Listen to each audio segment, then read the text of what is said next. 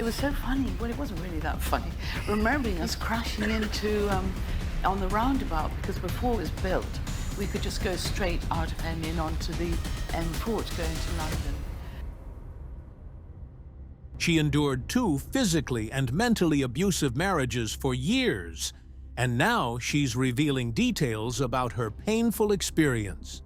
Pattie Boyd was at the center of a story that changed rock music forever. Her life inspired some of the most famous songs ever written, connected 2 of the biggest names in music history, and sparked a saga that fans are still talking about generations later. But behind the headlines was a reality far more complicated than most people ever realized. So what really happened to Pattie after becoming the muse behind rock's most legendary songs? And what has she finally revealed about the life she lived behind the music? Join us as we uncover what Pattie Boyd is finally saying at 82. The girl from the potato chip commercial. Before Pattie Boyd became the muse behind 3 of the most recognizable rock songs ever recorded, or even the wife of a Beatle, and then the wife of a guitar god, she was a model from a broken home who got a small part in a film because someone liked her face in a potato chip commercial. Patricia Ann Boyd's childhood was shaped by instability from the beginning. Her parents separated when she was young, and her father was largely absent from her life. The family spent years in Kenya, where her mother had relocated, and Pattie has described the early years as both privileged in terms of environment and genuinely fractured in terms of family. She returned to England as a teenager and launched a modeling career in London during the early 1960s, arriving in the city at exactly the moment when it was becoming the creative center of the world. She was in demand almost immediately. She worked with photographers including David Bailey and with designers including Ossie Clark and Mary Quant, embodying the specific look and energy of what was being called swinging London. She appeared in advertisements that were seen everywhere, including a potato chip commercial directed by Richard Lester, who was so taken with her that when he went on to direct the Beatles' first film, A Hard Day's Night, in 1964, he gave her a small role in it. That was where she met George Harrison. George noticed her on the set and asked her out. She initially said no, explaining that she already had a boyfriend. He asked again. She eventually said yes. They went on their first date, the relationship developed quickly, and they got married on January 21, 1966. In a private ceremony at the Epsom Register office. They were both very young. She was 21 years old at the time, and he was 22. She was marrying one of the 4 most famous young men on the planet at the precise moment when Beatlemania was at its absolute peak, and she had no way of knowing that the next 2 decades of her life were going to involve a level of personal turbulence that made the chaos of the era around her look relatively manageable. The marriage to George Harrison, which from the outside looked like one of the glamorous love stories of the 60s, was already more complicated than it appeared from the first years. So what was actually happening inside the Harrison marriage, and how did it eventually lead to the most extraordinary situation in the history of rock music relationships? The marriage that was never what it looked like. The public image of the George Harrison and Pattie Boyd marriage was one of 60s romance, of the beautiful model and the quiet Beatle, of Eastern philosophy and Friar Park and garden parties with the most creative people in the world. The private reality was considerably more difficult. George had affairs throughout the marriage. He was, by Pattie's own account, charming, attractive, and famous in a way that made fidelity exceptionally difficult to maintain, and he did not consistently try. He became increasingly absorbed in Indian philosophy and spirituality as the 60s progressed, which she embraced initially alongside him, and which eventually became something that created distance between them as he retreated further into meditation, and she felt increasingly left behind. He became morose and uncommunicative during certain periods, alternating between intense spiritual practice and bouts of drug and alcohol use. The final rupture came when Harrison began an affair with Maureen Starkey, the wife of his close friend and former bandmate Ringo Starr. This was not simply another infidelity. This was a betrayal that involved his closest personal circle, conducted with insufficient discretion, and Maureen was even seen wearing a necklace that Harrison had given her. Pattie has said that was the moment she knew the marriage had run its course. But while their marriage was deteriorating, something else had been developing on the periphery of it for years. Eric Clapton, who was one of George Harrison's closest friends and a fellow musician of the highest standing, had become obsessed with Pattie. He had been visiting the couple's home regularly, ostensibly to spend time with George and to play music. But his interest in Pattie was visible enough that it eventually became something he could no longer contain. He wrote her a letter telling her he was in love with her. She turned him down. She was married to his best friend. He wrote Layla, the thundering, desperate, and now immortal song that he released with Derek and the Dominoes in 1970, specifically about his unrequited passion for her. The song describes someone driven to the edge of their sanity by a love they cannot have. Pattie has said in interviews that when she first heard it, she knew it was about her, and that hearing it was both moving and frightening. Eric, in his desperation, began a relationship with Pattie's teenage sister Paula, as a way of staying close to the woman he actually wanted. The manipulation of a young woman's feelings to maintain proximity to her older sister is one of the more uncomfortable details of the early Eric Clapton chapter of this story. Eventually, as the Harrison marriage collapsed, Pattie and Eric began a relationship. Eric was in the early stages of a severe heroin addiction at the time, which added another layer of instability to everything that was already unstable. George Harrison, with a generosity that is still remarkable to consider given the circumstances, gave the relationship his blessing and even attended the wedding party when Pattie and Clapton married in 1979. He had known both of them for years. He loved both of them. And he chose to be gracious rather than bitter. The wedding had its own telling detail. Pattie has written that the whole thing came about because Eric, who was very drunk, had accepted a bet from a friend that he could get his photograph in the newspapers the following morning. The bet was the catalyst for setting the wedding date. She only learned this afterward. It is a detail that tells you something about where things were heading. Let's find out. What happened inside the Eric Clapton marriage?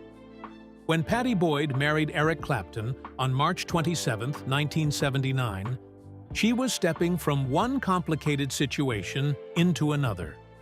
The Harrison marriage had been defined by Harrison's infidelities and spiritual withdrawal. The Clapton marriage would be defined by alcoholism, violence, and a pattern of betrayal that she has described with increasing directness as the years have given her the distance to name it properly. Eric had overcome his heroin addiction by the time they married, which seemed like a foundation for something more stable. What followed instead was that he replaced heroin with alcohol, developing a severe drinking problem that dominated the household and his behavior throughout the years of the marriage. He has said in his own memoir and interviews that his drinking during this period was extreme and that it produced behavior he acknowledges as indefensible. The British press, when Pattie's memoir was serialized in 2007, ran the headline, "Eric Clapton's Drinking Killed My Marriage" on the front page. Eric read it at his local shop and acknowledged the headline was not wrong. He admitted to being physically abusive toward Pattie. He has not denied this in either his memoir or in subsequent interviews. But that wasn't all he did. He fathered children with 2 different women while he was married to Pattie. During the 1980s, in the middle of the period when she was suffering miscarriages, and undergoing unsuccessful IVF treatments. She desperately wanted children. She could not carry a pregnancy to term. He was simultaneously producing children with other women outside the marriage. Pattie has described the IVF period as one of the most painful experiences of her life. The physical and emotional toll of repeated failed attempts at fertility treatment, combined with the knowledge that her husband was having children with women he was seeing behind her back.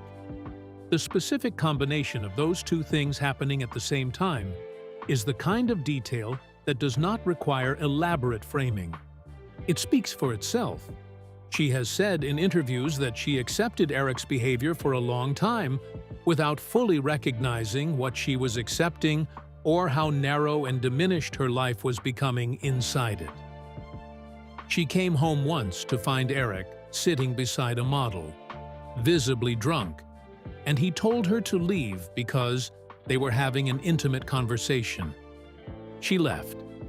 She has said that it was only looking back, with the clarity that distance provides, that she understood how far she had been from anything resembling a functional partnership.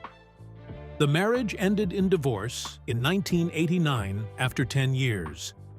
It had lasted a decade, during which the man she had chosen over a Beatle, the man who had written Layla for her, the man who had produced some of the most passionate and celebrated love songs in rock history, specifically about his desire for her, was physically abusive, chronically unfaithful, and so consumed by alcoholism that the marriage functioned as an institution around his drinking rather than as a genuine partnership between two people.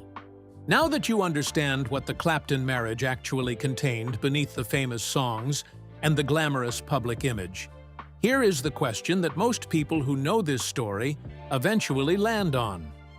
What did Pattie Boyd herself take away from all of it? And what has she said about both men now that enough time has passed for her to be completely honest? The recent revelation. Pattie Boyd's 2007 memoir, titled Wonderful Tonight after the Clapton love song and subtitled George Harrison, Eric Clapton, and Me, was the first time she told the full story in her own words. It debuted at the top of the bestseller list in the United States and received significant critical attention, with reviewers noting that she had managed to be honest without being gratuitously cruel and specific, without being vindictive. What the memoir made clear was that in reflecting on both marriages from the perspective of someone who had survived them, she came down on a specific side of the Harrison question that surprised many people. She said in interviews at the time and in subsequent conversations that in hindsight, she believed George Harrison had been the love of her life. She said he had been playing around throughout the marriage, that it was so hurtful, but that the specific quality of what she felt for him was something she had not found again in the same form. She also acknowledged that she had made the decision to leave George for Eric at a moment of genuine pain when their marriage had produced enough infidelity and emotional withdrawal to justify leaving, but that she had then walked into a situation that was in some significant ways worse. Eric's obsession with her had produced extraordinary art. The reality of living with him did not match the passion of what the art expressed. She gave Eric permission to publish his love letters in the memoir, which is a gesture of trust that is interesting given what the marriage had involved. She has said that with time, she was able to see the complexity of both men, that both George and Eric were people whose gifts and flaws existed in very close proximity, and that the specific conditions of rock stardom in that era, the constant availability of other people, the chemical substances, the complete absence of any structure or accountability, produced a particular kind of man that was very easy to love and very difficult to sustain a life with. In a 2024 auction at Christie's in London, Pattie put a vast collection of her memorabilia up for sale, including the love letters from both Harrison and Clapton. The auction generated significant attention and significant money. In conversation with Christie's around the time of the sale, she spoke about what the letters represented, the intensity of what both men had felt for her, and the specific way that feeling had been expressed in writing before it had been expressed in song. The decision to sell them was not presented as cynical or financially motivated, but as a natural point in a life where the person had become secure enough in her own identity to release the artifacts of previous chapters. She has spoken about the specific concept of being a muse with considerable intelligence in her later years, noting that the label, while flattering in one sense, can also function as a way of making a woman's existence purely instrumental to a man's creative output. She was not simply an inspiration. She was a person living through things, making decisions, enduring consequences, and eventually writing her own account of what she had experienced. But the personal story of Pattie Boyd does not end with either George or Eric. She has built a life and a career in the decades since both marriages ended that stands entirely on its own terms. So what did she make of herself when the role of muse was finished? The woman she built after both men were behind her. After the Clapton divorce in 1989, Pattie Boyd spent a period that she has described honestly as genuinely difficult. The two marriages had occupied the central years of her adult life. She had tried to have children and had not succeeded. She had built her identity in significant part around being the woman that these men loved. And when that context was removed, the question of who she was in her own right required a real answer. She found one in photography. Pattie Boyd had always carried a camera. During the Harrison years, she had documented life at the center of the most photographed cultural moment in modern British history, with an intimacy that no professional photographer could have replicated, because she was part of it. She had photographs of the Beatles at work and at rest, of the people around them, of the private moments in private spaces that professional access could never have produced. In the years after both marriages ended, she began to exhibit that work formally, and the response confirmed that what she had been doing with a camera all along was genuinely skilled rather than simply lucky. She has since had photography exhibitions that have toured internationally and received serious critical attention. She has been recognized not as the woman who was once married to Harrison and Clapton, but as someone with a genuine creative eye whose work documents a specific historical moment with an authenticity that is irreplaceable. She published a coffee table book in 2022 that drew on her photographic archive and her reflections on her life as a muse, her enduring legacy, and what she had learned from the 6 decades that had passed since she appeared in A Hard Day's Night. The book was received as the work of someone who had genuinely processed her own story and arrived at something that could be shared with clarity and wit rather than bitterness. In 2015, she married Rod Weston, a property developer, in a ceremony that was notably private compared to the 2 previous weddings that had taken place under the full gaze of the rock world and its associated press. She has described the marriage as happy and stable in a way that the 2 previous relationships were not. And the quality of ordinary, functional happiness she describes is in its own way the most striking contrast to everything she experienced with George and Eric. She still tours with a live stage show called An Evening with Pattie Boyd, George Harrison, Eric Clapton, and me, in which she speaks directly to audiences about her life, the marriages, the songs, and the broader story of what it meant to be at the center of the most creative and most excessive moment in 20th century popular music. She is consistent, honest, and by all accounts entirely unbitter in how she presents the story, which is one of the more remarkable things about her, given what the story contains. At 82, Pattie Boyd is the person who knows more about the private reality of 2 of the most celebrated musicians in the history of rock music than almost anyone still living. She has chosen to share that knowledge carefully and honestly, in her own time and on her own terms.